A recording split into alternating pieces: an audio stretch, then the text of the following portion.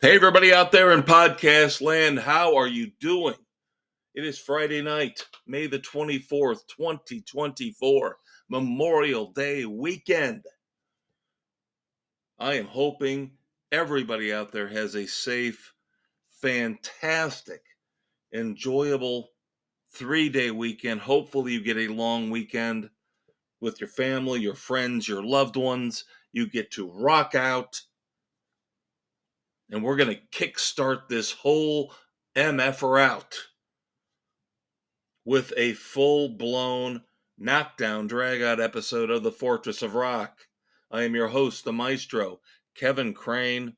As always, glad to have you aboard. Quick note, thank you to everybody who listened to my special episode earlier this week, where I ranked my favorite Van Halen studio albums of all time. We put it out there. It was kind of a test because this will be the final episode we record through Spotify. So next week's episode should not sound any different to you outside of the fact there will be no breaks. We will still stick with our 4-segment, 4-stage format, but you will not notice anything in terms of a break, a cheesy music interlude, nothing like that. We will go straight on for you, as far as you can tell, for an hour and a half, hour and 20 minutes every single Friday night here on the Fortress of Rock. That being said, our final recorded episode for Spotify. Now, we're not going away from Spotify. Keep that in mind. But our final recorded episode on Spotify will start off, of course, with news of the world. Our tribute to the late, great Freddie Mercury and Queen. We'll start off real quick with moments of silence for a couple fallen members of the rock and roll community. Now, these are two bands involved here that we would not normally talk about. But when you're a member of the rock and roll community, we have to give credit, props, tribute where it is due. So first, Charlie Collin, the original bass player for Train.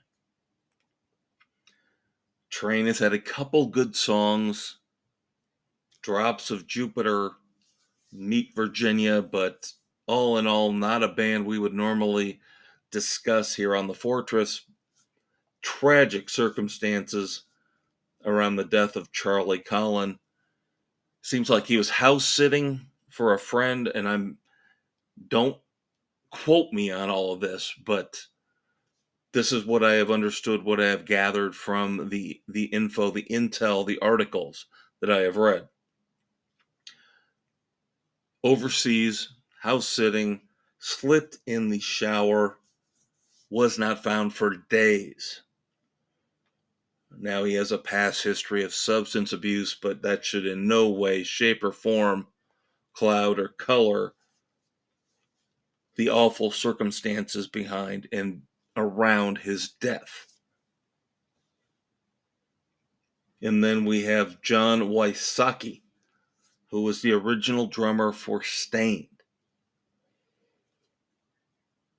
And this gives me a moment to once again put something out there that I want everybody to completely and totally understand in this polarizing, in many ways awful world we live in, is that I don't care if you're a diehard left-wing liberal or a diehard right-wing conservative.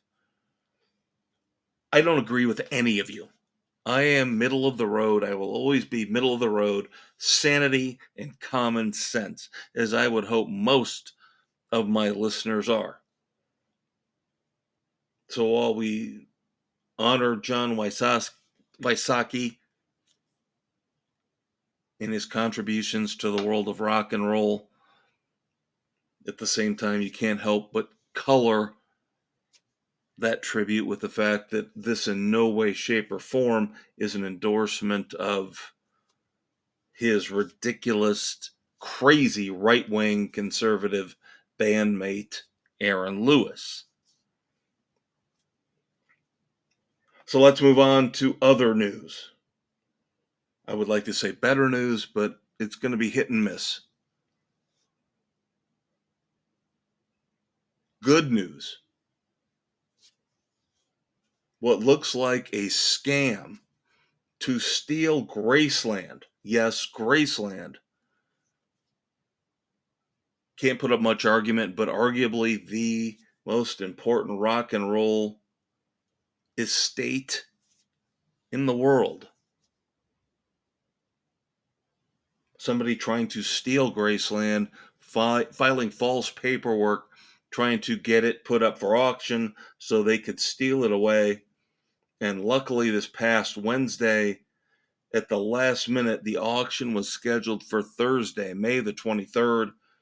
Wednesday on the 22nd, for once, a sane and reasonable judge halted the auction as Elvis Presley's granddaughter, Riley Keough, somewhat prominent actress, scared off this scumbag, nasty company called Nosani Investments. And Riley Keough and her lawyers pointed out the fact that the paperwork looked forged. There were questions about the notary seal, which of course makes it official. Nosani Investments withdrew their claim on Graceland with prejudice, which means they cannot come back and refile ever again.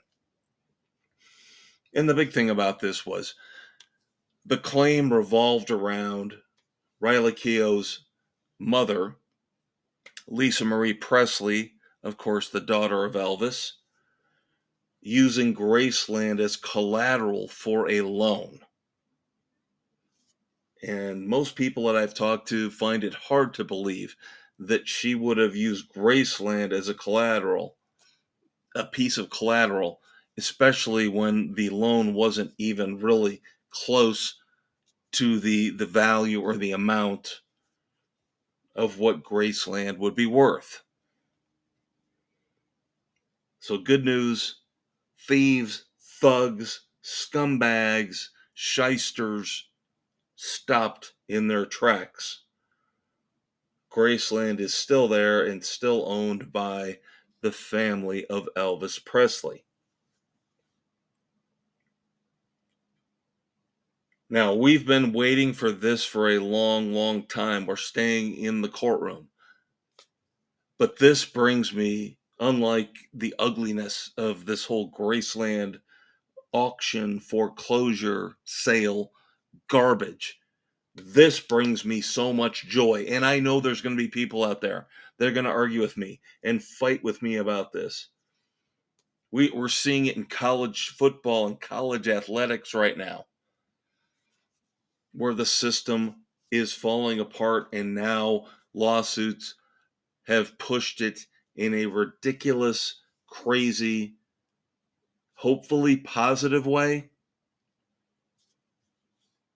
But the Department of Justice and select states across the United States of America are suing finally, after years of investigation, suing to break up Live Nation and Ticketmaster. And I say, holla frickin' Luya. And yes, other people will say, this is not going to work well. This is not going to work. You're going to fracture the market. Prices will probably go up instead of down. All these economics geniuses from MIT and Harvard. Well, I got news for you. I went to business school, graduated with honors from one of the top 5 business schools in the country. So I don't need to be lectured. I will tell you one thing, one simple fact that I believe I have stated on this podcast before. Live Nation has a vertical monopoly and it should have been broken up a long time ago. You should not be allowed to own the venue and then force people to pay fees through your ticketing agency to go see a performer at your venue, where again, you will make money. That's called a vertical monopoly. It is so simple. Yet we've let it slide here for the last decade. And of course, the lawyers for Live Nation and Ticketmaster say this is fraudulent. This is not a valid lawsuit. Yes, it is. What do you really do? What services do you really provide that justify 15 to 20 minimum dollar fees per ticket? Again, you own the venues in Live Nation's case. You own the venues. It's a vertical monopoly. Thank God we're finally, hopefully, going to get some kind of a resolution to this mess, because I, for one, have been waiting for this for years. Oh, we're going to start doing all-in pricing, so you really know up front what you're going to pay. Big freaking whoop. Big whoop.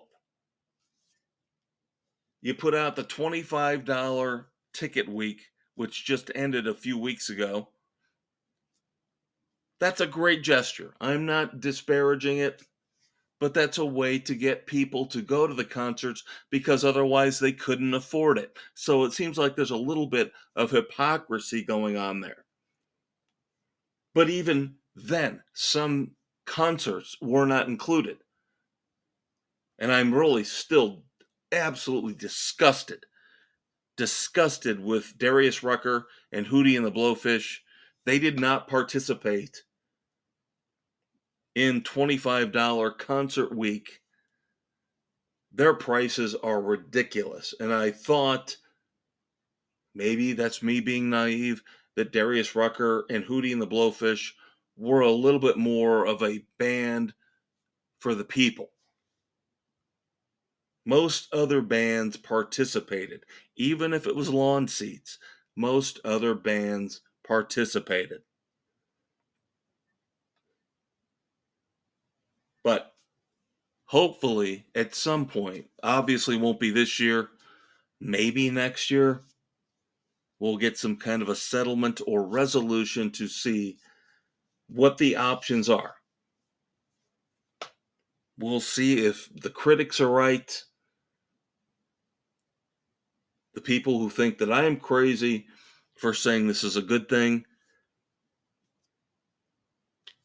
It could end up being like AT&T. Remember AT&T? And they had a monopoly and it got broken up. And guess what? It just took some time, a couple decades, and now they're right up there again, very, very close to having a monopoly with one or two other companies, which is what I am imagining is going to happen with Live Nation and Ticketmaster. So let's get into some live news, some tour news, before we have to dive back into the muck again with more negativity. And I'm sorry, most of the stuff this week is really negative, varying degrees, varying reasons, but you'll understand it more as we finish up News of the World. The Rolling Stones have announced they've added one last tour date. They've announced the final tour date on their Hackney Diamonds North American tour. A very interesting choice for venue for this final show. The Stones will play July the 21st at the Thunder Ridge Nature Reserve in Missouri. Not the Hollywood Bowl, not Madison Square Garden. So this, I kind of like this move.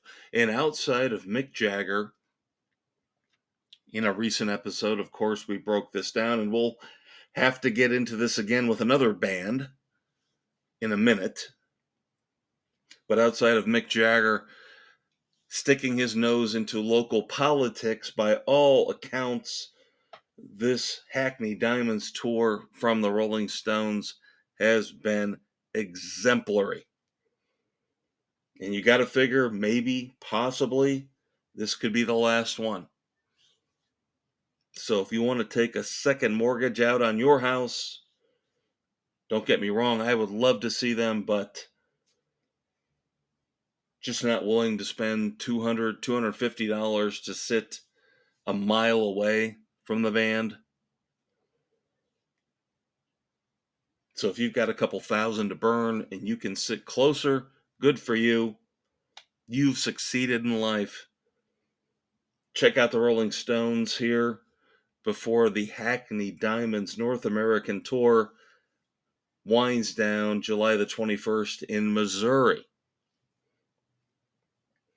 Now, if you're a fan of Jane's Addiction, I'm not. Full disclosure, I don't understand the appeal, the hype, how they are on the borderline to make the Rock and Roll Hall of Fame is beyond me when there are dozens and dozens of other groups and performers who should be in way before them. But if you are a Jane's Addiction fan, you can rejoice as the original lineup played their first live show in over 14 years last night as we tape, May the 23rd in London. Yes, Dave Navarro is back after what he calls a long COVID struggle.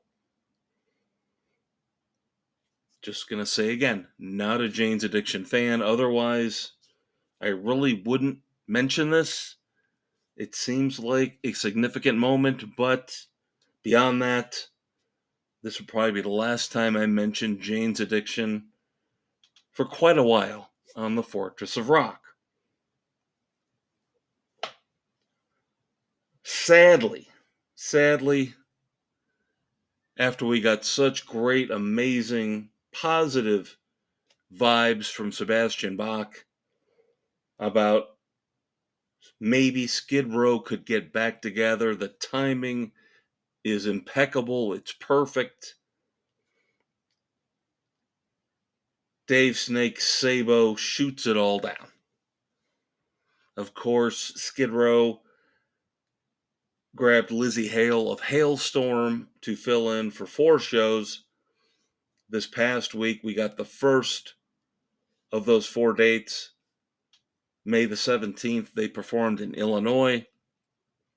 But the bigger news, again, is while Sebastian Bach was saying there was a miscommunication and he could see the light at the end of the tunnel, he could see a Skid Row reunion with most of the original lineup intact. One of the 2 most important men, along with Rachel Bolan, who would decide that, says no. Now, in the interview that he gave, Dave Sabo says, does not point fingers, does not call out Sebastian Bach, but basically says the band is happy right now. The 3 members that are still standing, the 3 original members of Skid Row, still in the band, they get along, they're happy with what they're doing. All I'm going to say is this, and I cannot rip on Snake for saying what he's saying. It seems to me like Sebastian Bach would be an absolute nightmare to deal with. As much as I love him, as much as I love his music, I will not dismiss the fact that Sebastian Bach seems like he would be ridiculously hard to work with. But at the same time, I cannot believe Dave Sabo is sitting there going, we're all happy. You have gone through lead singers like most people go through cheeseburgers, okay?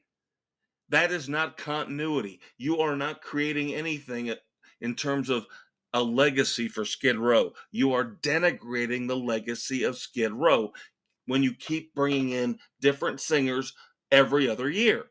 So this is where I will dispute Dave Sabo. That's fine if you're happy. Shut it down. Shut it down. Quit, go home, spend time with your family, your friends, your kids, if that's what you really and truly care about. And you think if bringing Sebastian Bach back into the fold is going to destroy that, that's fine.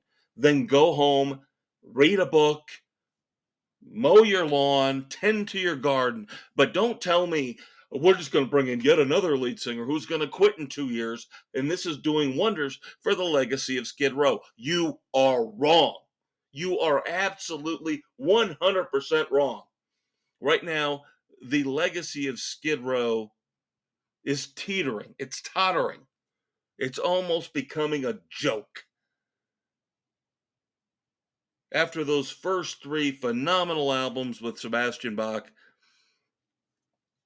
nobody even listened to that music for 20 years. And then finally, The Gang's All Here sounded like a clarion call, a return to form.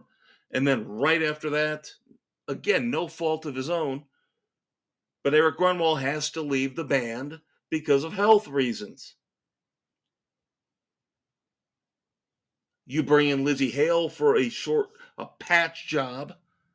Nobody's ripping on Lizzie Hale. If Lizzie Hale wants to ditch Hailstorm, which you know she's not going to do, if Lizzie Hale wants to join, Skid Row would probably be a solid, viable band again. But she's not leaving Hailstorm. And I don't think she's going to run 2 bands at the same time. Very, very few artists have been able to pull that off. Maybe Jack White, maybe with the Bad Weather and the Raconteurs. I just don't think you can do it. You got to make a commitment. And if Dave Sabo thinks that Sebastian Bach is never going to work, shut down Skid Row. Don't denigrate the legacy of Skid Row anymore. Go out on a high note. The Gang's All Here was a phenomenal album, a great return to form, but shut it down. Don't go through another decade or 2 of embarrassing hit and miss stuff, EPs that nobody listened to. Stop it. Stop it, stop it, stop it. I wonder who the bigger baby is. Honestly.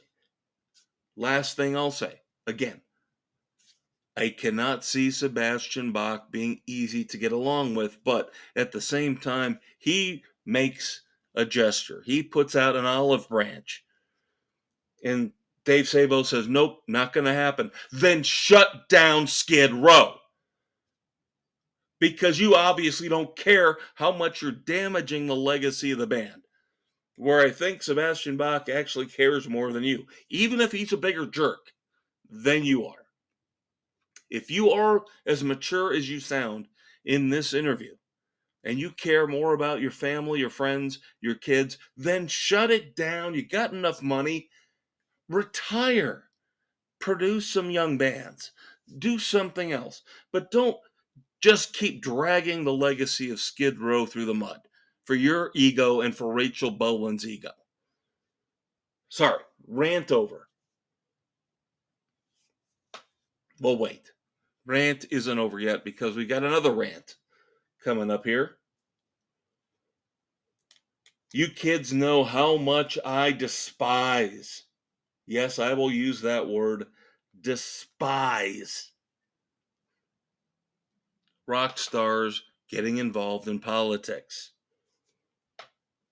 Now, we're not talking about bands or performers saying this political figure can't use my song. That's their right. They own those songs. They own those lyrics, those words. That's not my issue.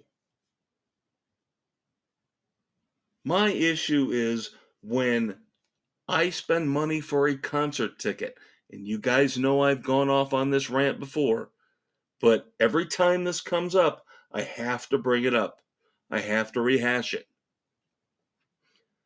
I don't want to hear these little petulant rock stars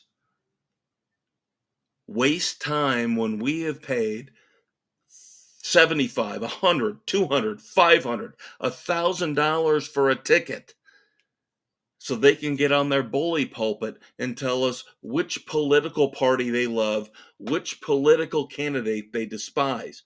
That's something for you to do on your own time. Put it in your biography. Do it on an interview with CNN or Fox News. Don't do it in the middle of a concert. And I will always call them out for this because it's absolutely wrong. The great Alice Cooper has a phenomenal quote where he addresses this and says exactly, paraphrasing, what I'm saying. It's disingenuous and it's disrespectful to your fans to waste their time at a concert where they have paid their hard-earned money. They want to hear music. They don't want to hear you talk about political candidates you hate. Just like Mick Jagger a couple weeks ago. I don't need to hear what Mick Jagger thinks about the governor of Louisiana. I really don't. Play Jumpin' Jack Flash. And again, a lot of people will disagree with me. But when you take my money with an expectation of music that I'm going to get, and then you're going to force your political views down my throat, that's wrong. That is egregious. It is an affront. It is wrong. And now we've got Eddie Vedder.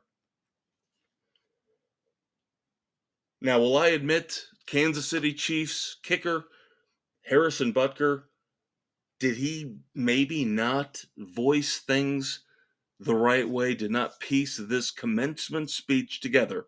For those of you who don't know, and I really tried to stay away from this, not only here, but I do a sports podcast in the middle of the week, Sports Frenzy 2.0. Tried to stay away from it on that as well. Harrison Butker, the kicker for the Kansas City Chiefs, did a commencement speech within the last couple weeks.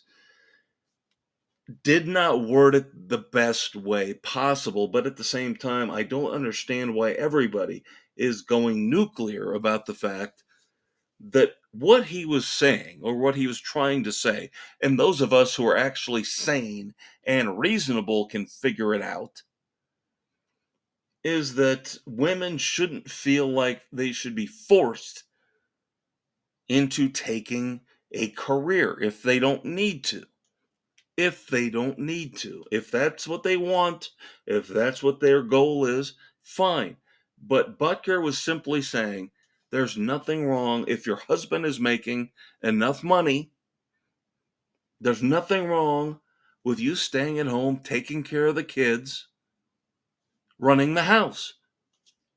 I personally don't see anything wrong with that. And it works both ways. If you're a house husband, same thing.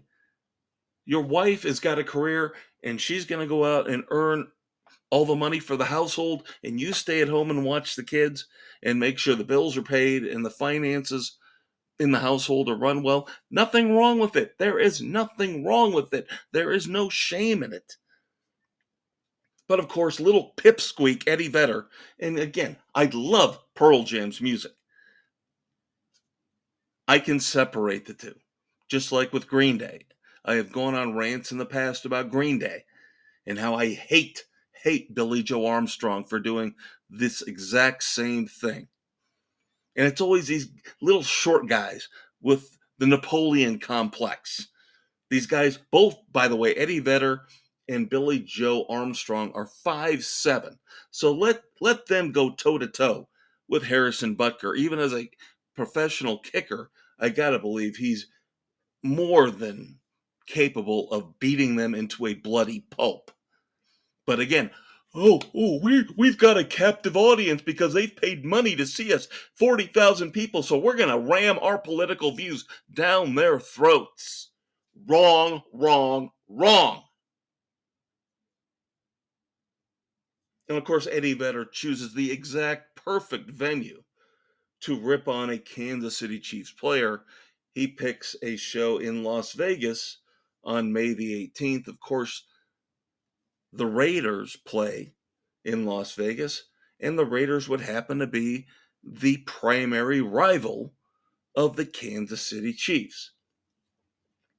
So Eddie Vedder, the hypocrite that he is, and again, I am a Chicago Cubs fan. I'm embarrassed. I am absolutely 100% embarrassed that Eddie Vedder is a Cubs fan. He's a phony. He is a fake and a phony.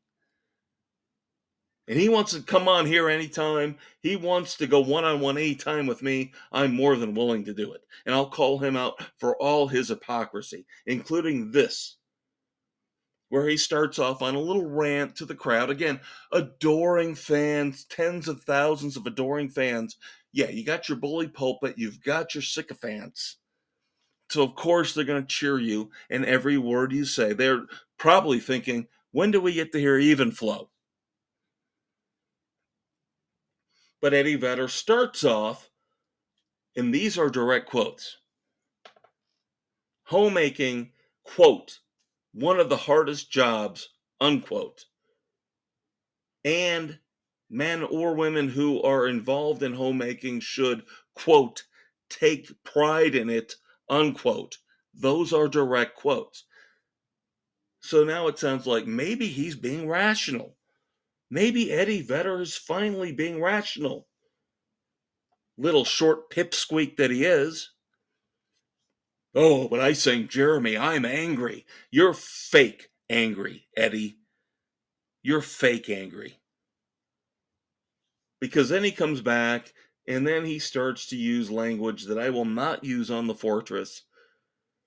He calls Harrison Butker, the Chiefs kicker, a derogatory word involving a part of the female anatomy.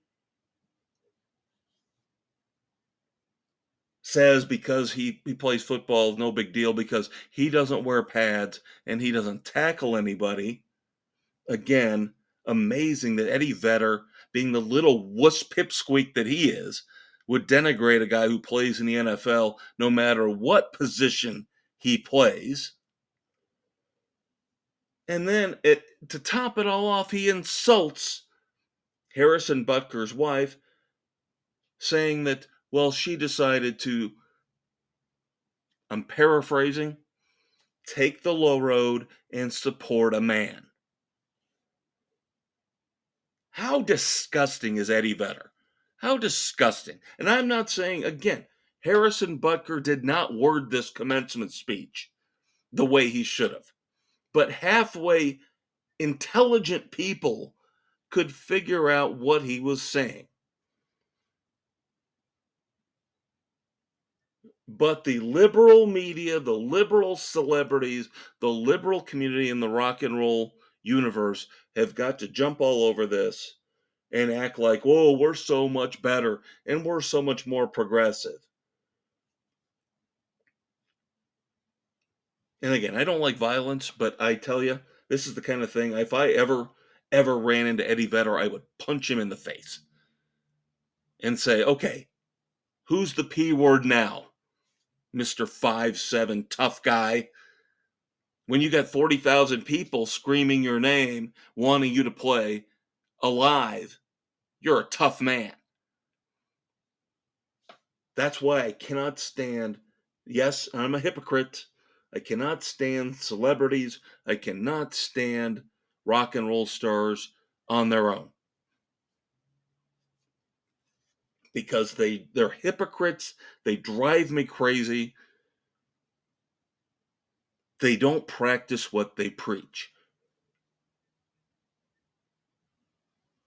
And some would say, well, they play to the crowd. Isn't that what they're supposed to do? Yes, to a point, not with politics.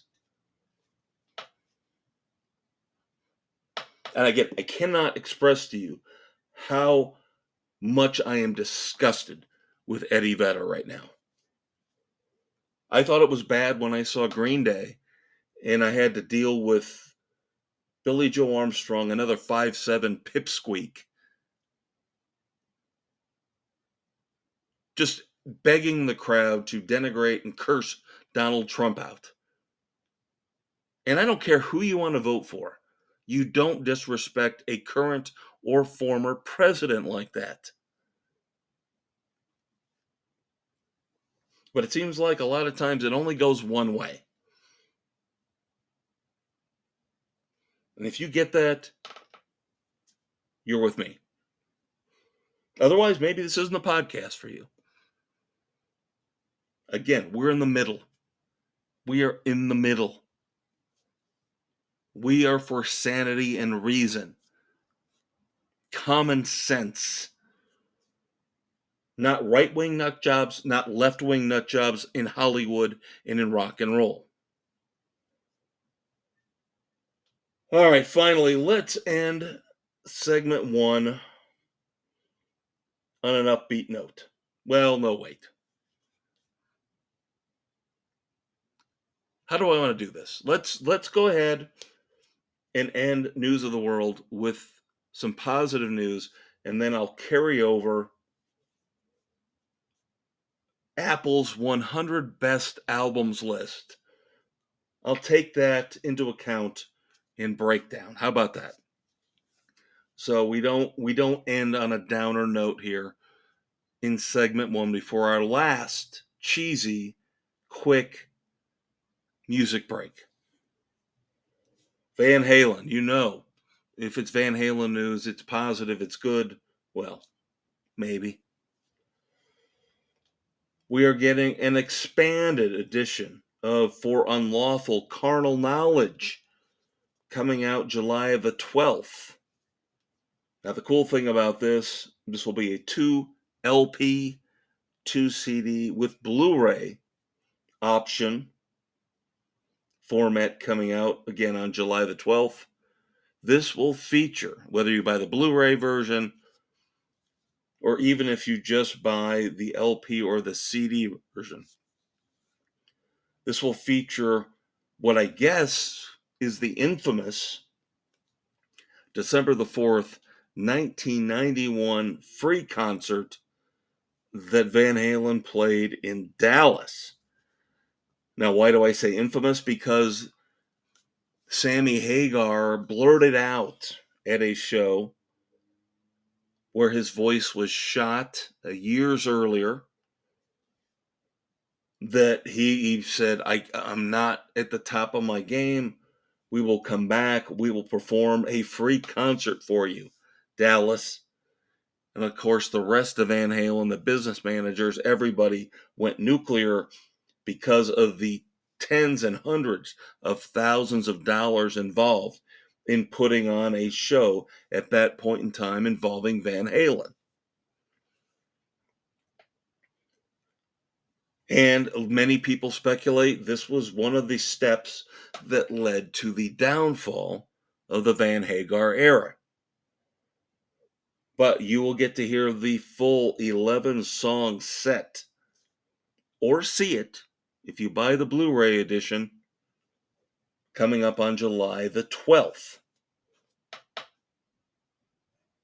I, of course, already own For Unlawful Carnal Knowledge. We'll see how much the price point is. If it's worth it for me to buy it for 11 live songs, I don't know. As I mentioned, going to hold off, transport something that I wanted to do here in News of the World, transport it to the breakdown segment. Because my blood pressure will suffer, I don't want it to suffer anymore after talking about Eddie Vedder and Live Nation and Ticketmaster.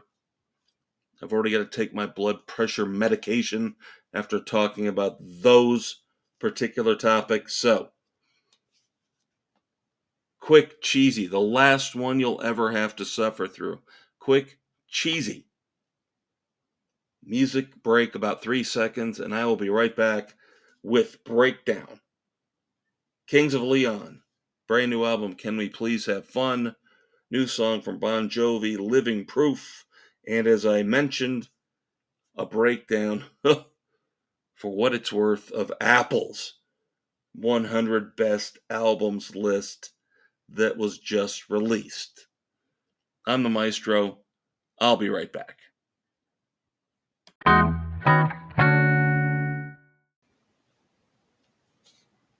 Hey everybody, how you doing out there? Segment 2. As we've looked at the current state of rock and roll in news of the world, and yes, I did some ranting and raving, and my mood reflects the weather outside. Studio B here at the Fortress of Rock. It's getting dark, gloomy. Hopefully I'll be able to get this episode in before we get thunder and lightning to disrupt everything. But of course, segment 2 is Breakdown, our tribute to Tom Petty and the Heartbreakers. We have one featured album review for you this week, one song, and then, as I mentioned in segment 1, we will look at Apple's ridiculous, I'm sorry, I will explain myself. The music snobs out there will, of course, rip me to shreds, but this is a ridiculous, pathetic, politically correct list of the top 100 albums of all time, not even close to being accurate. But before we go there, let's talk about the new album from the Kings of Leon. Can we please have fun? Now, Kings of Leon, among my friends, the group that I hang out with, not very popular. My daughter loves them, which should tell you something. She's almost 23 years old.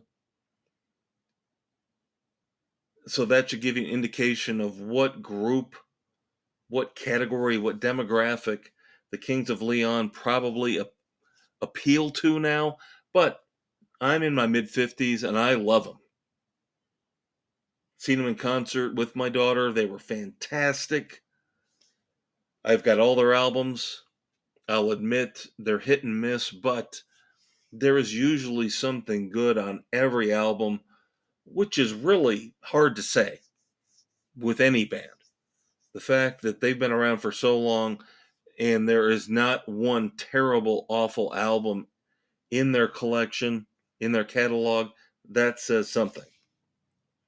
And the new album, Can We Please Have Fun, is not an exception to that rule, but is it one of the few albums they've put out that can really reach the upper echelons where we can say it is a classic rock album?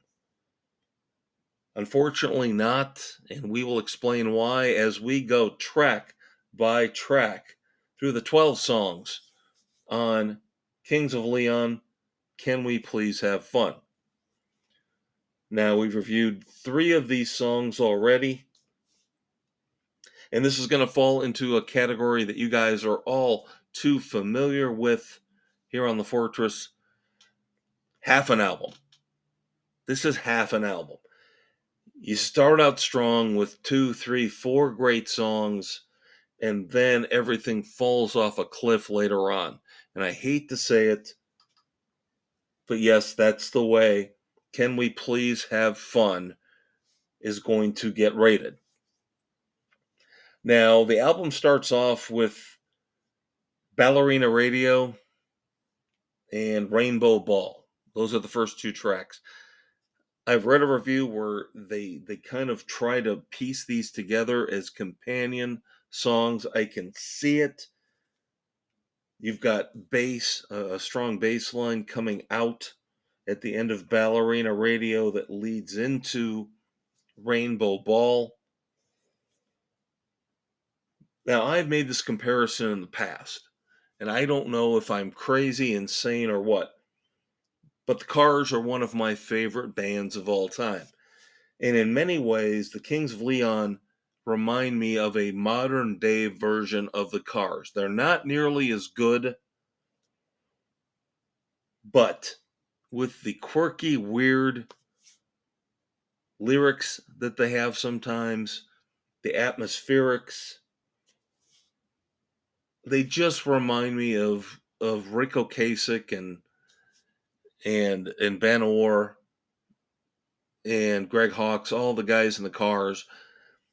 And when they tried to just piece together weird melodies, whether it was bass, drums, now there is no keyboard heavy influence here like there was at the Cars, but the lyrics and just the overall vibe, the overall feel you get from Kings of Leon, just in the periphery, reminds me of the Cars.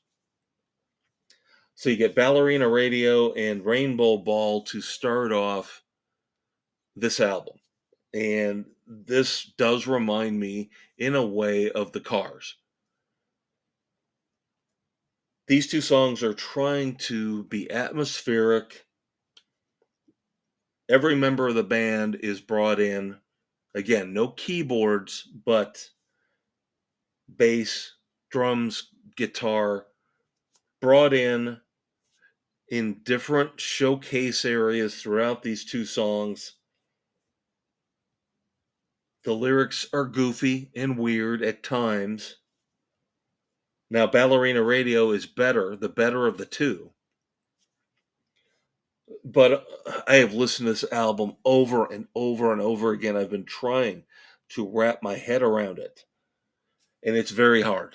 Very hard. Now, if you've listened to the first three singles, of course, that would be Mustang, Split Screen, and then Nothing to Do. You're probably wondering why I'm struggling with my review.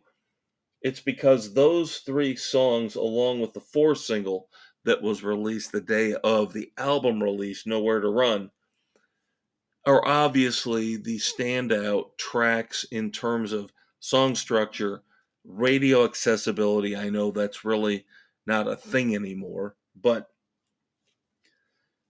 Kings of Leon have a problem with falling into a boring rut where they probably think their sound, like the Cars could put out a song, but their sound could make it interesting. Kings of Leon aren't that good. I like them, but they're not that good. Where the Cars could put out a mediocre song and the interplay of the five members could really just draw you in. Look at Panorama. Panorama is considered one of their worst albums, if not their worst album. Maybe Door to Door. But it's still interesting because of the interplay between all the different members. Kings of Leon, when they fall into a rut, it is a deep, dark, boring rut. Now, getting back to the review, Ballerina Radio and Rainbow Ball are not boring. They are very interesting, weird, odd, quirky songs that work. Especially, as I mentioned, reading a review, drawing my attention to the fact that you can look at these as companion pieces. If you do that, it makes sense. Again, with the bass, the link between the two at the end and the beginning. Very solid introduction to the album. And then we get Nowhere to Run, the fourth single, which is fantastic. It's got a little bit of a funk vibe to it. A chorus that everybody that goes to see them in concert will be shouting out.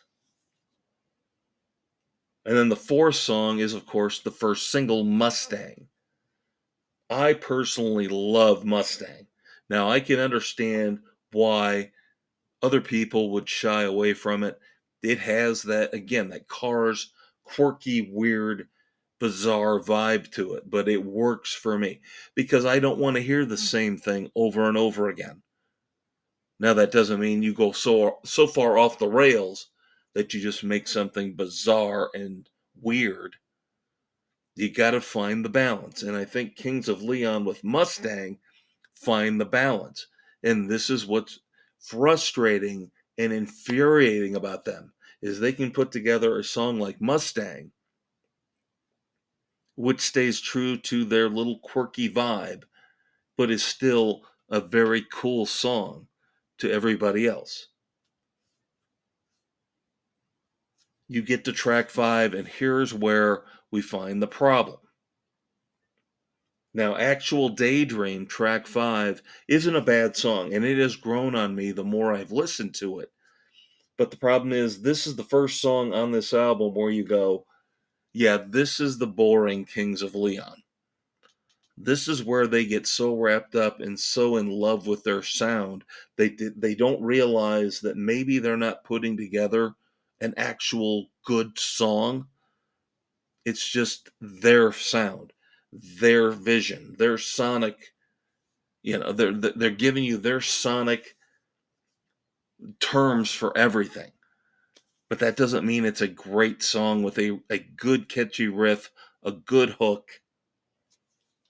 Like I said, Actual Daydream does grow on you after a while, but this, when I try to compare, this is the best way to look at this. When I compare this album and try to sell somebody else who doesn't really like Kings of Leon, friend of mine liked Split Screen, we'll get to that in a second, tolerated Mustang,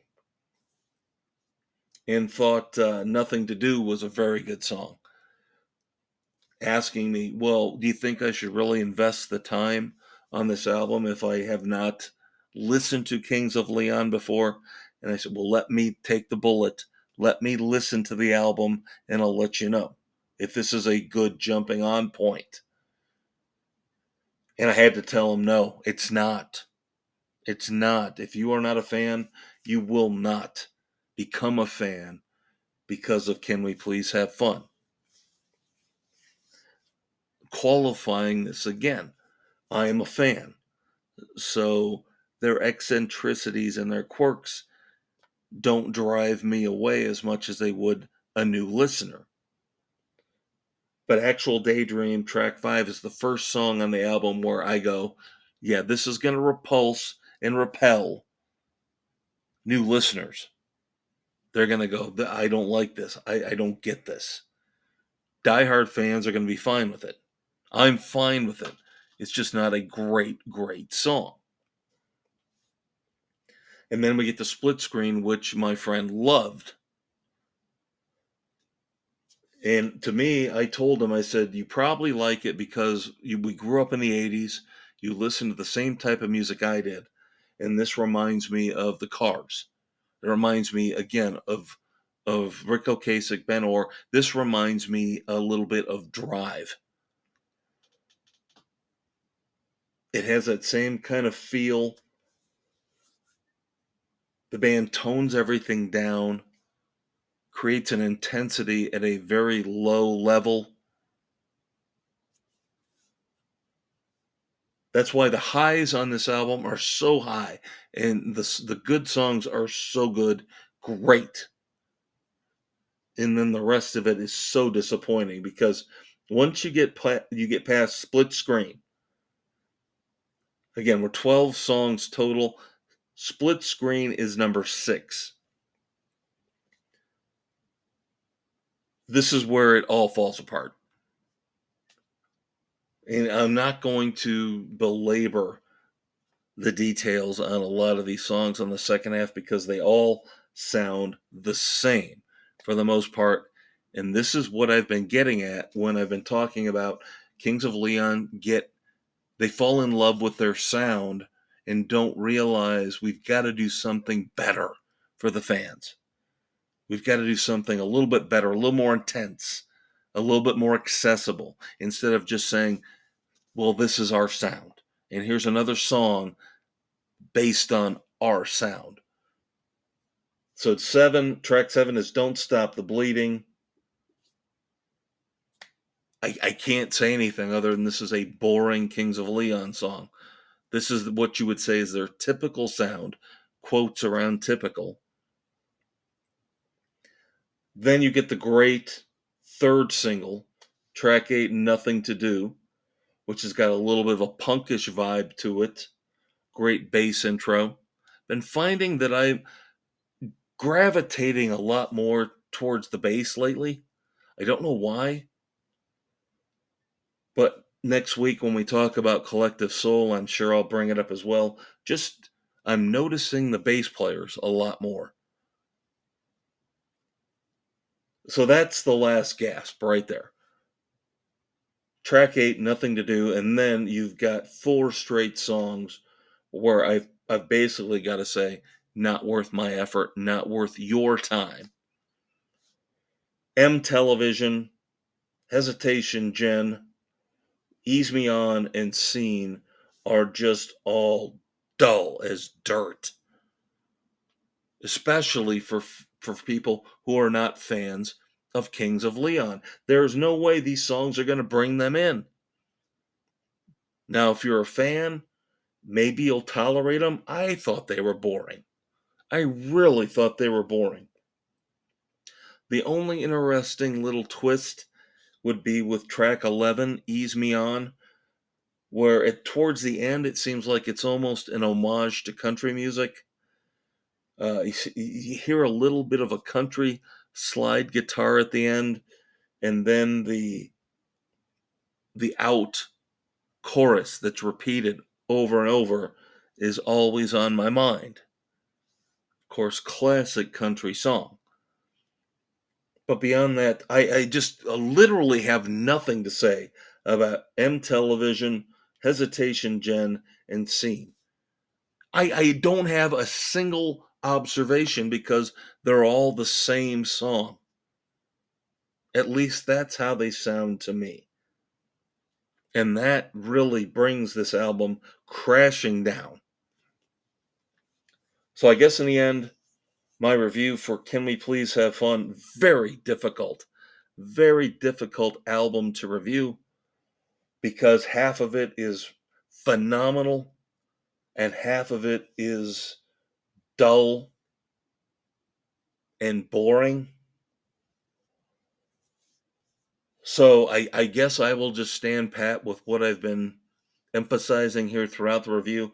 If you are a fan of Kings of Leon, you will probably like Can We Please Have Fun to a certain respect, to a certain level. If you're not a fan of Kings of Leon, I would probably say stay away. It's not going to win you over. It's just not. Because you're going to listen to the first 4 or 5, 6 songs and you're going to think, oh, wow, this is really pretty good. And then it's just going to let you down. So again, a very difficult review for me. But I have to say, fans of Kings of Leon, you'll like it. Non-fans, not going to win you over. And I could say the same thing about Bon Jovi. The second single from the upcoming album Forever is Living Proof. I was not a fan, as you guys know, of the first single, Legendary. And I have deep-seated hatred right now for John Bon Jovi, and I'm still bitter, and I don't know if I'll ever get over it for him. In the 2022 concert in Indianapolis, we'll talk more about the documentary on Hulu in segment 4. But in that documentary, he, as I've said, admitted that he was not even close to full strength vocally. Stole your money, stole my money if you went to that show. So I'll admit, I am not a big fan, so I'm going in prejudiced against John Bon Jovi for this, what I think might be the final album. Forever, Legendary did not do anything for me.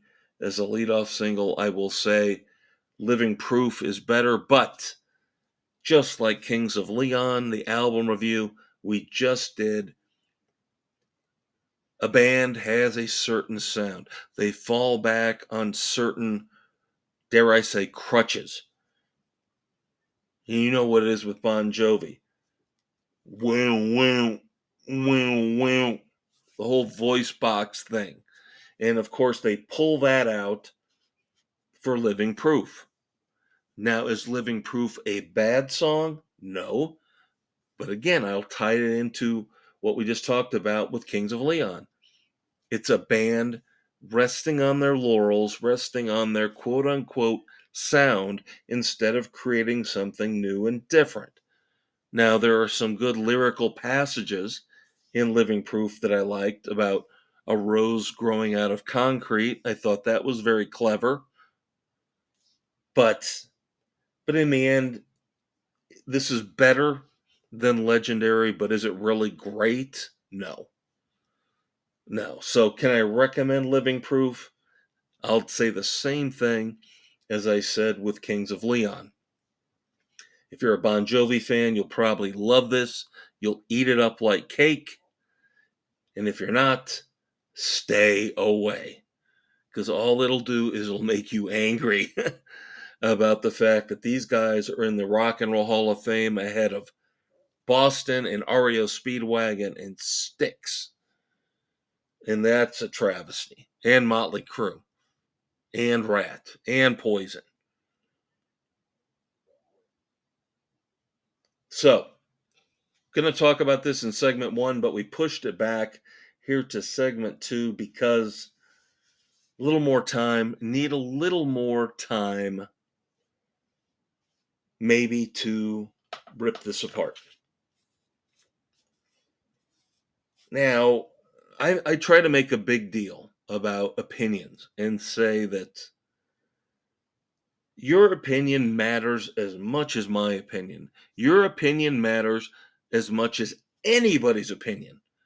Don't let Robert De Niro or Donald Trump or Eddie Vedder or anybody tell you different. Your opinion matters as much. We are all individuals on this planet. Our lives all have the same value. Just because somebody's checkbook has 5 or 6 or 7 or 8 more zeros in it does not mean their opinion matters more to you. It might when it comes to closing business deals or getting their mug in front of a camera, but it does not mean in the end their opinion matters more. Facts matter. When you misstate a fact, that's when somebody needs to call you out. So, am I overreacting when I say I'm so upset and mad about Apple's initial list of the top 100 albums, or they call it the 100 best albums of all time? Should I get upset about this? No. On the surface, no. If you want to tell me your 100 best albums and I'll tell you mine and we can discuss it and debate it, it would be fun. I think it'd be a blast. But here's the problem. Apple's probably, just like Rolling Stone, Apple's probably looking at this like, well, we assembled a crack team, a bunch of experts who know everything about music. So this list, you're never going to just be able to dispute it or deny these rankings because we have all these experts in the background, recording artists, engineers, and producers. Who cares? Who really cares? Music is subjective, just like movies, just like television shows, just like books. It's subjective. And just because you get 9 people in a room that agree that this is the best, the 10th is going to say something different. And that does not mean the 10th person is wrong because it's all subjective and it's based on opinion. So, that being said, this list is garbage on toast. Burnt toast with no butter. Okay? Number 1, the fact that rock and roll, even though I'm ashamed of Ultimate Classic Rock on this, they were the first ones to alert me to this list. And they act like, well, rock and roll's really well represented on this list. No, they're not. No, it's not. And you sycophants at Ultimate Classic Rock, obviously the panel is turning younger and becoming full of more snowflakes Because the fact that you're calling some of these albums rock is pathetic and sad. Because I'm not going to go through the whole list, kids. You're going to have to go out there and you're going to have to look at this full list from a 100 to 1. I will tell you, number one album, the best album of all time, mind you, is The Miseducation of Lauryn Hill. That should tell you something right off the bat. What should also tell you something is there is no album from Aerosmith. There is no album from Van Halen. There is no album from The Who. There is no album from Lynyrd Skynyrd. There is no album from the Allman Brothers Band, and I could go on and on and on. But again, Ultimate Classic Rock goes, but there's a lot of rock and roll on there. And I just say BS. The rock and roll that's on this, for the most part, is garbage. I will point out that Hotel California by the Eagles barely made it in at number 99. Back in Black by AC/DC, to me again, barely made it in at number 90. Master of Puppets by Metallica comes in at number 69. And again, Ultimate Classic Rock going, oh, that's awesome. Ultimate, we got metal in there. Oh, yeah. Did you look at the album that was ranked one spot higher? The Strokes. Is this it? The 68th best album of all time? And of course, Ultimate Classic Rock again. Oh, that's awesome. More rock and roll. I'm sorry. I'm ripping on them because they should have taken this list to task like I am instead of kissing Apple's butt and going, oh, it's a really good representation of rock and roll. No, it's not. I've just listed all the bands that are not on this list. Meanwhile, Radiohead, who of course they count as rock and roll, I don't, has 2 albums on this list. Now, Apple, of course, seems to think they're benevolent and very equal in that no act, even the Beatles, not the Stones, not Led Zeppelin, nobody got more than 2 albums on this list. And to me, that should tell you it's garbage because there are some bands that deserve 3, 4, 5 albums in the top 100 albums of all time. You might pick yours, I'll pick mine, but this is just garbage. Frank Ocean, Blonde, the 5th best album of all time? Seriously? Again, I can go on, and I understand they're trying to appeal to a newer, younger demographic, but at the same time, you're ignoring so many classic albums from the 60s, the 70s, and the early 80s. This list is a joke. It is an absolute joke. It is a travesty.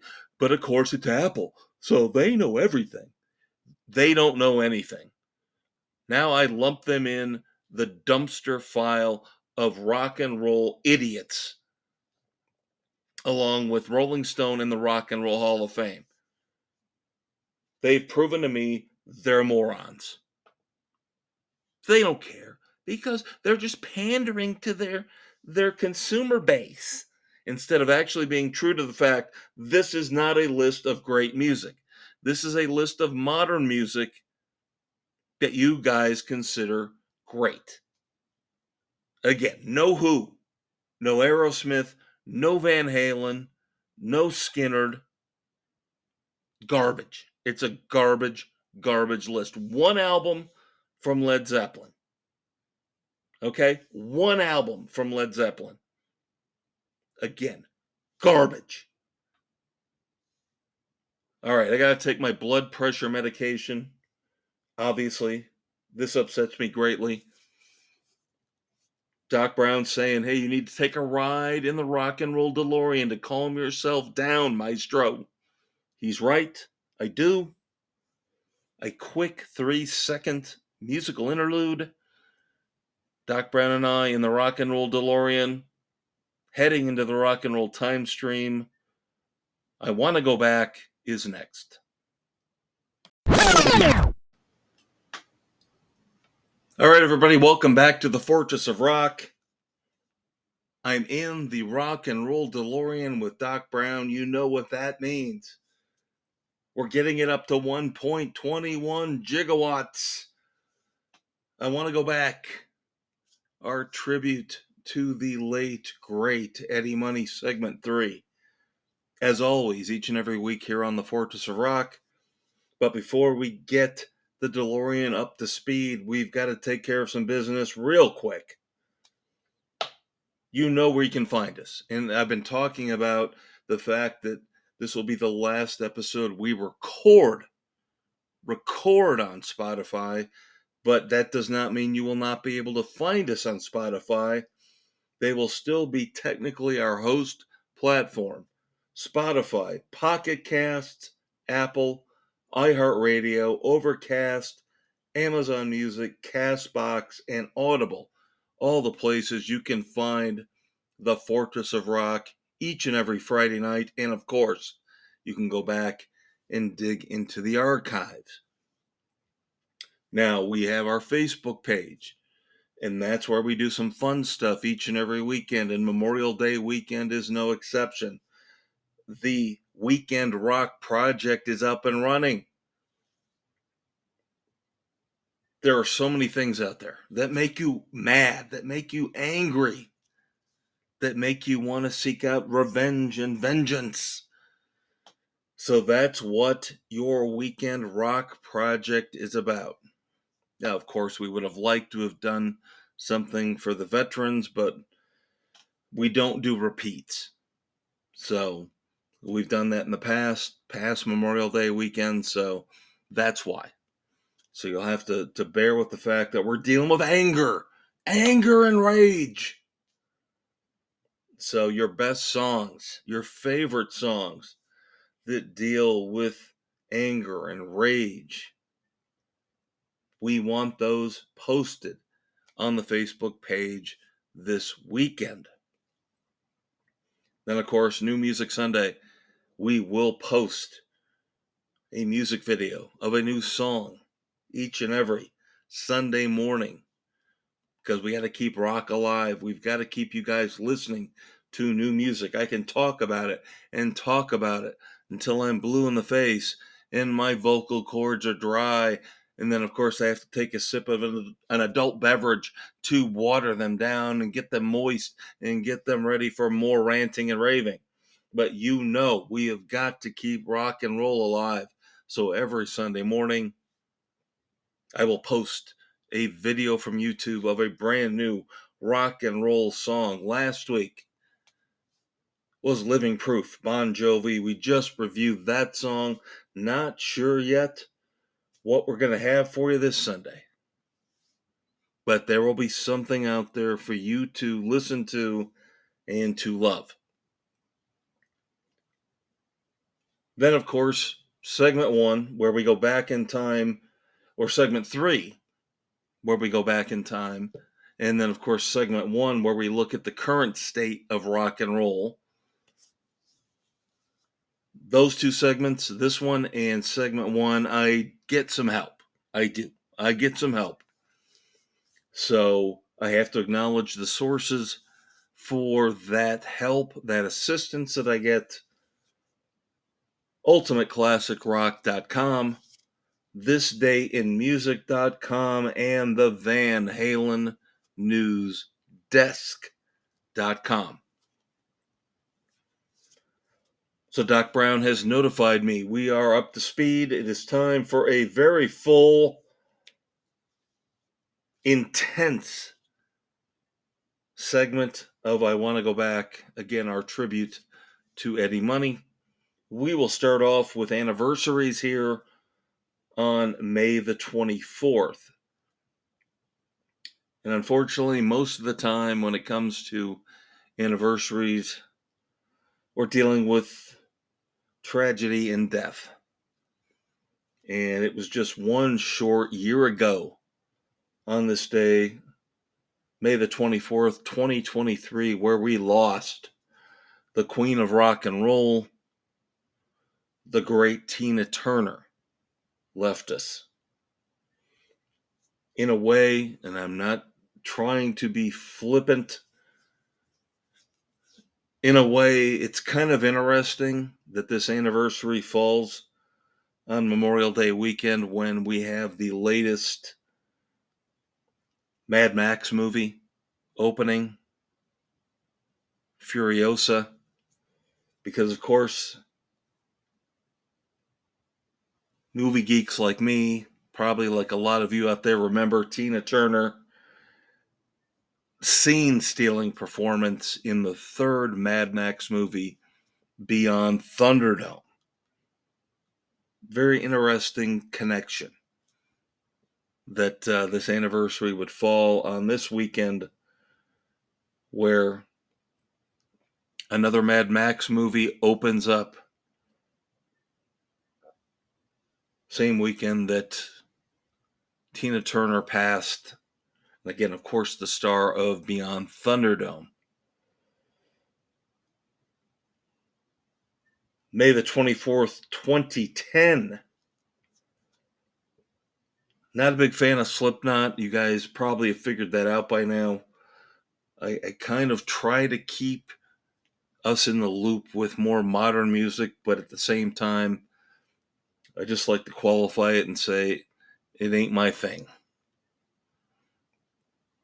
Slipknot bassist Paul Gray died on this day back in 2010. Now, on this day, May the 24th, 2009, very underrated, underappreciated, and that kind of ties into this story in this anniversary. Underappreciated drummer, Liberty DeVito. And if you grew up in the 80s, late 70s, 80s, Billy Joel had his group of guys, his tight, close, really, really best friends. At least that's what we thought as we saw The Stranger and 52nd Street come out and Glass Houses. And we know there's been tragedy in that group. There's been suicide. But Liberty DeVito was one of the rocks. He was one of the dependable guys in Billy Joel's band all through those glory years. One of the most, in my opinion, one of the most recognizable drummers that never gets credit behind the scenes, along with Kenny Aronoff and John Mellencamp of all time. On this day in 2009, Liberty DeVito sued Billy Joel for unpaid royalties. Now, there was a settlement out of court. I don't know if you could really claim to have unpaid royalties if you didn't write the songs. But I will leave that for an entertainment lawyer to dissect. As Liberty DeVito basically said, he didn't get any kind of severance pay and he was fired, dumped unceremoniously from Billy Joel's band. That doesn't necessarily mean you should get anything in the world of rock and roll, but he got something as they settled out of court. It's just sad because that group of musicians that Billy Joel had for that run of 3, 4, 5 albums was just ridiculously good. Just like John Mellencamp. There's a parallel there. And then, of course, the solo artist becomes too big. The ego gets too big. And we've talked about this. Even for somebody like Billy Joel or John Mellencamp, where it is all about them. But they can't even stand the fact that they're backing players get some kind of notoriety. We're not talking about Dire Straits and Mark Knopfler or Sting and the Police. Ego can be the downfall of creativity. Put that on your calendar, kids. The Fortress of Rock calendar. I should do that. That would be one of the sayings for the month. The month of May. Going back to May the 24th, 2003. Paul McCartney plays his first ever live show in Russia in Red Square. And we'll talk a little bit more about Bon Jovi later on. Yes, we've already talked about them reviewing Living Proof, but we'll talk about that documentary again. That never-ending documentary that goes on and on and on, and about how they went to Russia and played because, of course, Doc McGee, their manager, got in trouble in a drug bust. But it's interesting, the parallels when you talk about performing in Russia, and we just talked about Billy Joel. Who gets to play? When do they get to play? What kind of hoops and bells and whistles do they have to go through in order to play in Russia? And we've got so many people in this country who seem to hate America. Go live in Russia. Go live in Russia and see how much fun that is. But again, the people that complain the most are the ones that don't realize the reason they get to complain is because they're in America and they have that freedom. There's your Memorial Day message from the Fortress of Rock. On this day, May the 24th, 1991, Gene Clark of the Byrds, one of the most important bands of the 60s, passed away. Later on, of course, performed with McGinn, Clark, and Hillman. Then we move on to, of course, my wheelhouse, the R&B disco era of the mid to late 70s. I've told you guys over and over again how much that meant to me, that era meant to me, where we all listened to the same types of music. Didn't matter if it was country, rock, soul, pop, same as we transitioned into the 80s. And that's why I will always look back on those periods, the 70s, disco and R&B, and then the 80s, and the hair metal and the arena rock, as such great, great moments, great periods, great times in rock and roll. 1975, May the 24th, Shining Star was the number one single in the U.S. Of course, Earth, Wind, and Fire.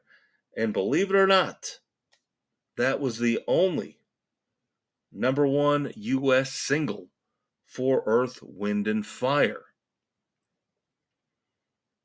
Then we move back a year to May the 24th, 1974, David Bowie's classic album, Diamond Dogs, was released.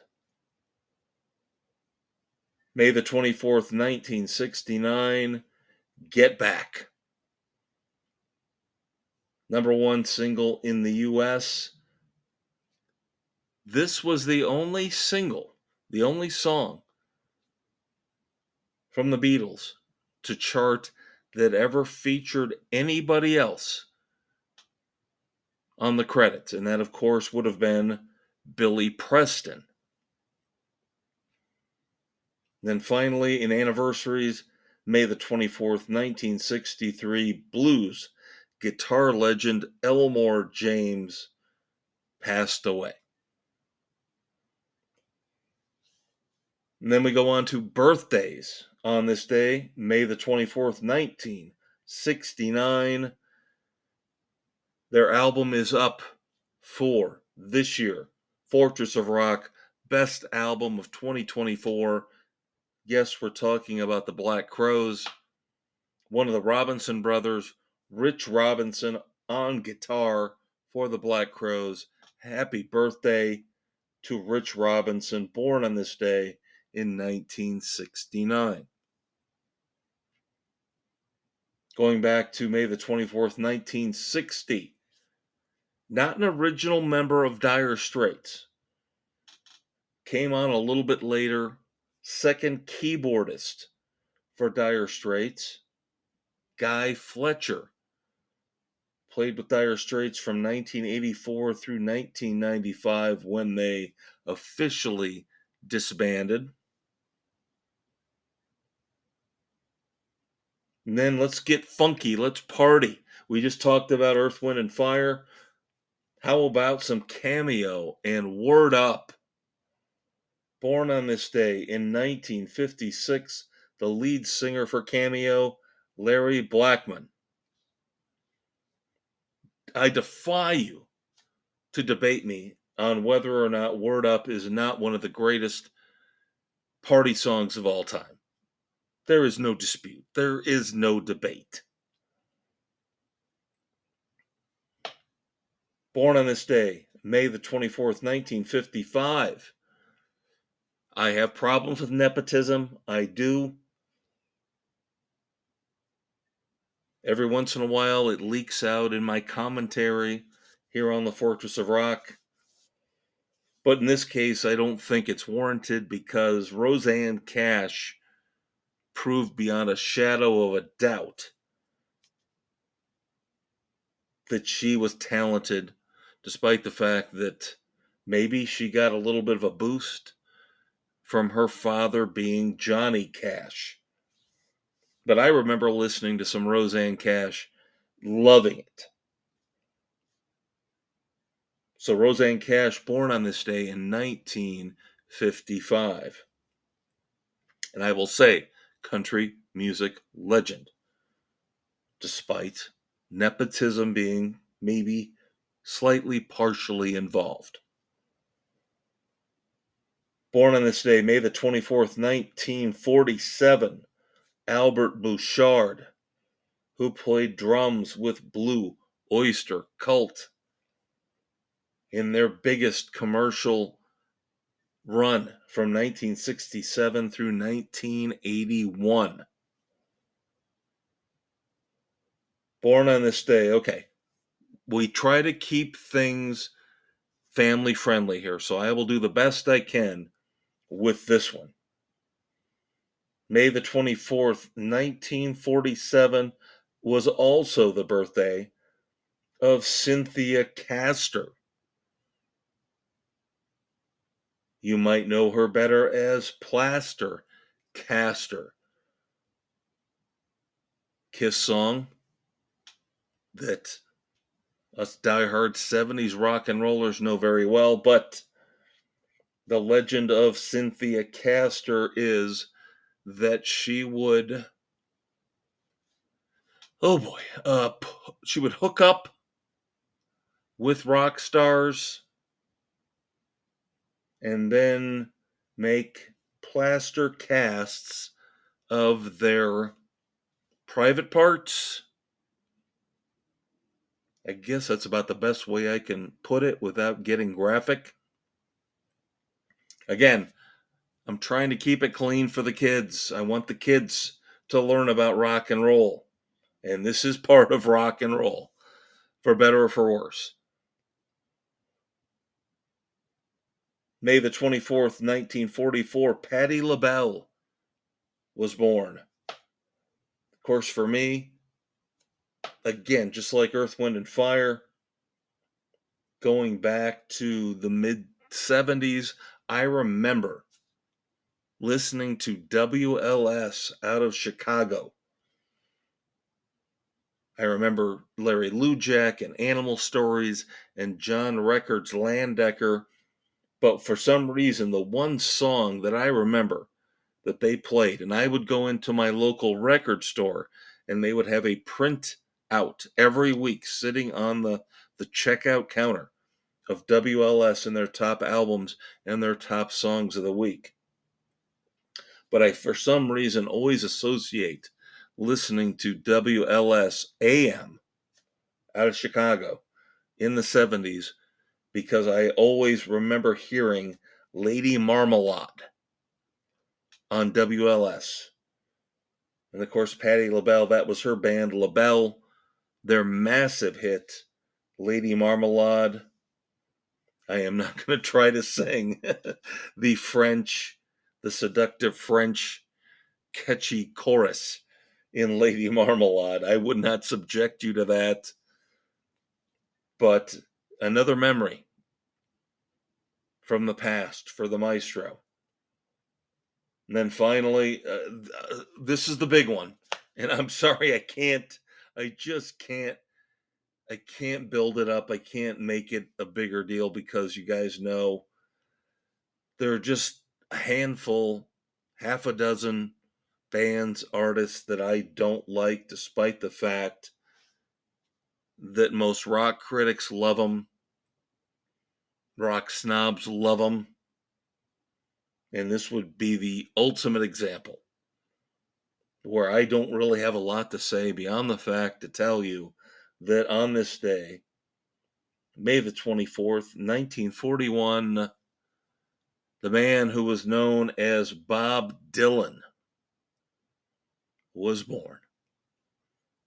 I've told you guys, good songwriter, awful performer. And I still don't understand why he is as revered and cherished and admired as he is. But again, it's personal taste. My opinion matters to me. Your opinion matters to you. It's an opinion. Everybody's allowed to have one. An opinion can't be wrong. And that's going to do it for segment 3 here on the Fortress of Rock. As we pull the rock and roll DeLorean into the Fortress of Rock, pull up the drawbridge over the moat and start to shut things down, you know we are not done yet. For the last time, you will get one quick 3 or 4 second cheesy music break, and then we will tell you what's coming up in the future on the Fortress of Rock as Wrap It Up is next.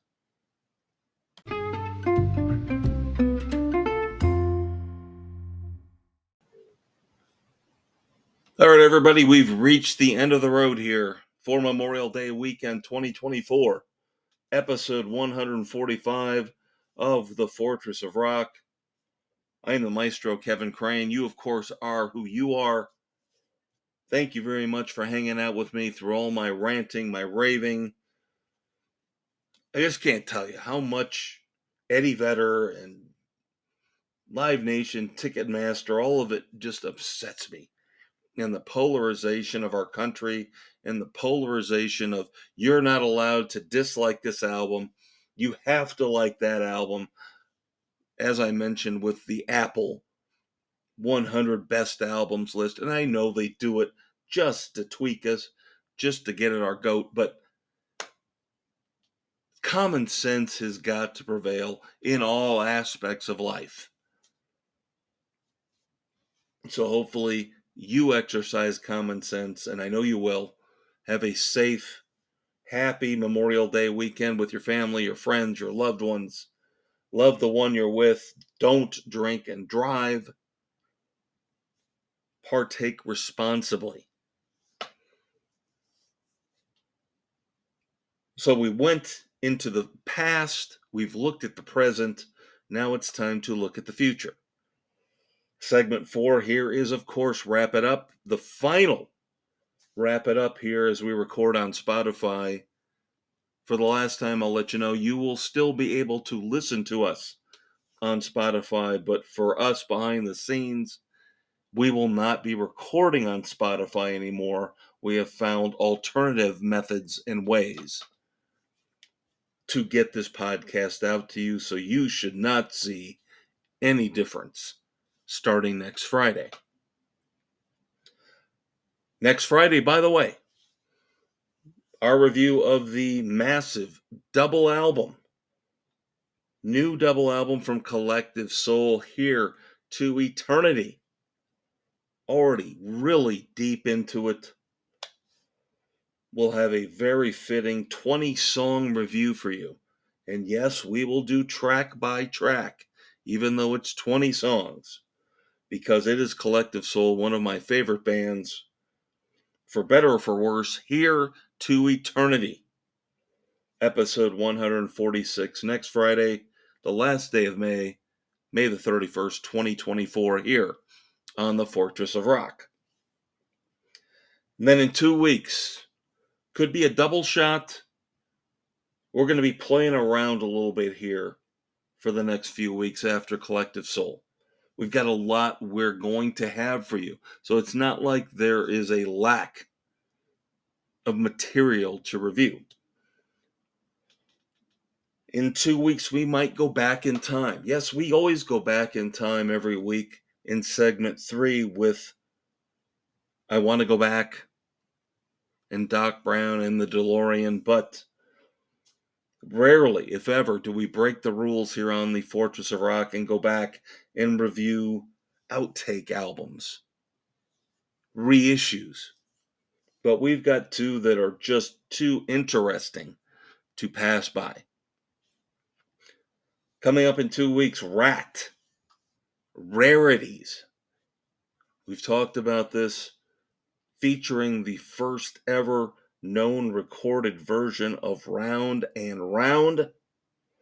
But it's really not a full album, to me at least. Seems a little bit like a money grab. It's only 9 tracks, live stuff, demos, not really much in the way of new material. So that's why I'm hedging my bets here. So pairing this Rarities reissue compilation from Rat, Rick Emmett, of course, the leader of Triumph, a band that should have been able to carry on a lot longer than they did. And they still get along and they're still friends, but they just realized they needed to go their separate ways. And it's a shame. A band that maybe didn't finish at the top of their game, but close. Now, Rick Emmett went off on his own and put together some good music, but never got played on the radio. We're going to get that back now with an album called Diamonds, the best of Rick Emmett's solo material after he left Triumph. So in 2 weeks, we're looking at Rarities from Rat and Rick Emmett's Diamonds. Could review both, one or the other. We'll see for episode 147 on June the 7th. Now, you'll understand why there's kind of a backlog here. Things are going to jam up, get a little constipated here on the Fortress of Rock, because in 3 weeks, I don't know how we're going to be able to do all this. We've got the new Bon Jovi album, Forever. But we've also got a review of Styx, Foreigner, and John Waite live in Grand Rapids, Michigan. That is slated for episode 148 on June the 14th. It's a lot of stuff. We might have to cut things up a little bit, push some things back. But for now, that's the schedule. And then in 4 weeks, brand new album from Mike Campbell and the Dirty Knobs. Vagabonds, Virgins, and Misfits right now slated for episode 149, set to drop on June the 21st. Now, it is time for our new feature, and I'm going to stop calling it new because we've had it now for over 5 months. My tribute to the old days when I was growing up, Casey Kasem's America's Top 40, when the Billboard charts actually mattered. The top album of the week, on the Fortress of Rock and the top songs. The number one album this week here on the Fortress of Rock. Now, this was closer than you would think. 75% of the time, 75% of the time, I'll say the number one album is going to be our featured album review of the week. And in this case, it is. Yes, number one album this week is Can We Please Have Fun by Kings of Leon, but it was really, really close. Because I just mentioned, been listening to Here to Eternity a lot. So it was a nip and tuck, neck and neck, very close, but the edge goes to Kings of Leon and Can We Please Have Fun.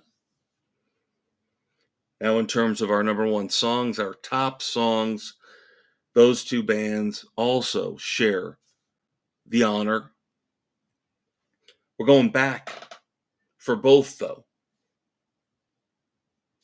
Bluer Than So Blue by Collective Soul deserves another week at the top of the Fortress of Rock charts, as does the quirky, weird, and wonderful Mustang by Kings of Leon. Those two songs, as I listen to Can We Please Have Fun and Here to Eternity over and over, alternating them all through the last week, those two standout songs just came right back and hit me in the face. So both of those songs need to be acknowledged again at the top of the song chart here this week on the Fortress of Rock. So Bluer Than So Blue by Collective Soul and Mustang by Kings of Leon, our top songs of the week. Heading out into the future.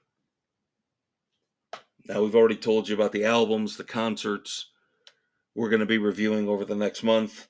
Not a lot of new songs, but a lot of interesting stuff otherwise that we've got on our radar. Now, I know I keep saying I'm going to listen to the Hold Steady and this A-side, B-side release they've put out. Radar and Leda and The Death of the Punchline. I swear it's coming. I swear. But other interesting stuff that we have got on the docket. We talked about Mark Knopfler's Record Store Day release, the 4-song EP, The Boy. And we're going to get to that eventually. We've also been telling you at some point we're going to get through the Bon Jovi documentary on Hulu. Thank You, good night. I have watched a little bit more of it. I'm into episode 3, but my God, that's a lot of Bon Jovi. That's a lot of Bon Jovi to digest compared to the Beach Boys. Brand new Beach Boys documentary just debuted on Disney Plus. So we get well over almost 5.5 hours of Bon Jovi in Thank You, Good Night on Hulu. We don't even get 2 hours of the Beach Boys on that documentary on Disney Plus. I find something very, very wrong with that. I just do. And the legacy, the legend of Bon Jovi has grown and grown over the years, and I don't understand why they're just not that good. I would struggle. And believe me, I've put together my list, and it changes and it shifts. My list of the 100 greatest rock performers of all time. Bon Jovi struggles to always make my top 100. If they make it, they're usually in the mid to late 90s. That tells you how little I think of Bon Jovi. And this documentary, in this recent run of attention they've got, doesn't help. John Bon Jovi just comes off like an arrogant. He is not Bruce Springsteen, let's put it that way. And I still think Bruce Springsteen is an arrogant jerk. And for John Bon Jovi to even think he's close to being in the same category as Bruce Springsteen disgusts me. Yes, I am still bitter about the 2022 Indianapolis concert where he stole my money, and he admits in the documentary, Thank You, Good Night, that he was not even close to being able to perform on stage.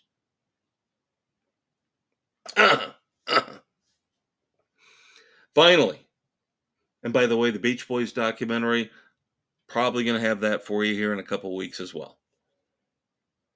Finally, a band that we love here on the Fortress of Rock, we're going to be seeing later on this year back in the fall. One of the last shows we're going to have for you in our 2024 concert tour. Small band, if you know them, you love them. If you don't, you got to get out and listen to them. Roger Clyne and the Peacemakers. Roger Clyne posted a video recently on his YouTube channel, sitting on the back of a boat in a beautiful bay or lagoon somewhere, tropical, of course, with his friends behind the camera, chiming in with the ooh, ooh, ooh, as he strums a brand new song on acoustic guitar, You Got Lightning.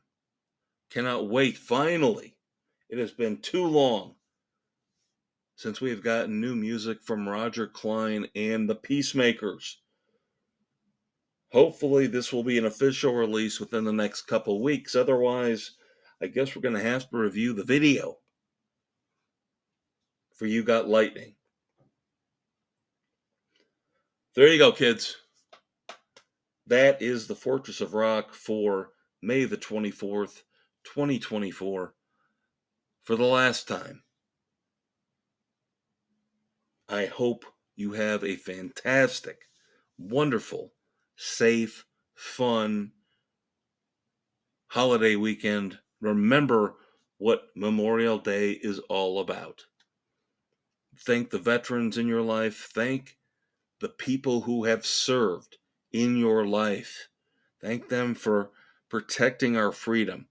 Unlike Eddie Vedder and Billy Joe Armstrong, thank the people who have served in the military for actually doing something. For taking action to protect this country and to protect our freedoms.